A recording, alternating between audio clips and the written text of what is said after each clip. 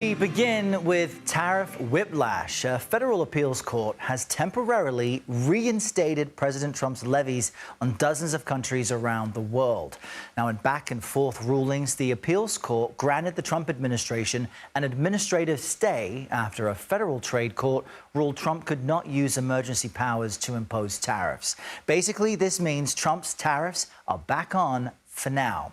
CBS News correspondent Natalie Brand joins us from the White House with more on this. Good morning, Natalie. So I wonder how all of this back and forth changes the president's ability to negotiate with other nations. That's what he says the reason is for his tariffs. How is the White House reacting?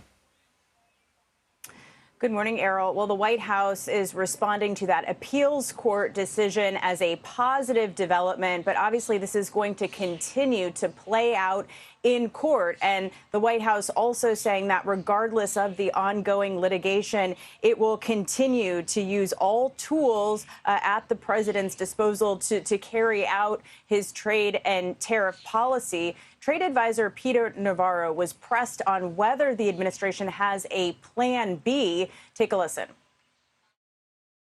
No, there's no plan B. It's plan A. OK? Plan A encompasses all strategic options. And when we move forward, we had a full view of what the battlefield looks like.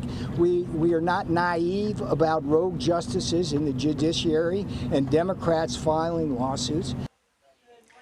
Also important to note, a second federal judge came out yesterday against President Trump's tariffs enacted under that Emergency Economic Powers Act. The administration also appealing that decision.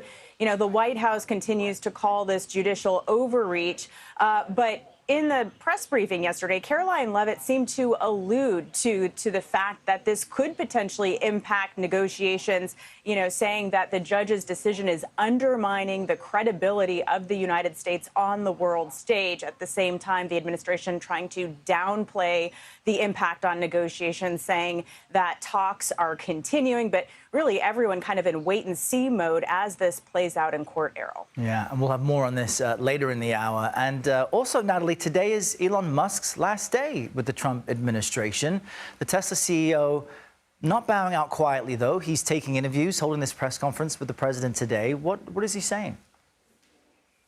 Yeah, and the White House is calling this a press conference, but it is important to note that as of now, this event is just open to the pool. So we won't expect to see all reporters here at the White House in that room unless the event changes. But a senior administration official tells CBS News that Musk is leaving on good terms, that he and the president are still, you know, good friends, and that he suggesting that he could serve as an unofficial advisor. But as you alluded to, he's becoming increasingly candid, especially in this new interview with CBS Sunday Morning, where he talks about some of his disagreements with the administration. Take a listen.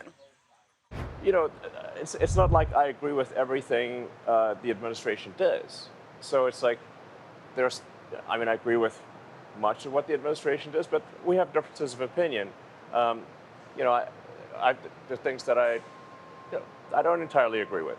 But it's difficult for me to bring that up in an interview because then it creates a bone of contention. So then I'm a little stuck in a bind where I'm like, well, I don't want to, you know, speak out against the administration, but I don't want to.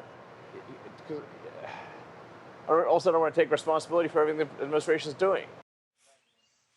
And President Trump, in a social media post, notes that, you know, this will be his last day, but saying not really, because he will always be with us, helping us all the way. Of course, his special government employee designation has to come to an end by the rules. He can only serve 130 days in a calendar year, Errol. All right, Natalie Brand, thank you very much.